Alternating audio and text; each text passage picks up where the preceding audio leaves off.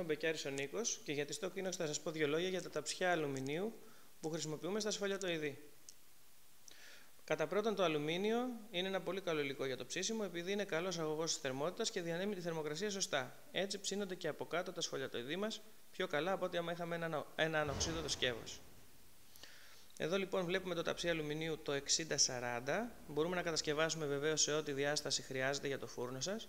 Συνήθως το 60-40 είναι στάνταρ, ενώ στους μικρούς φούρνους μπορεί να είναι 43,5 επί 33 ή 46 επί 32 ή κάποια ειδική διάσταση.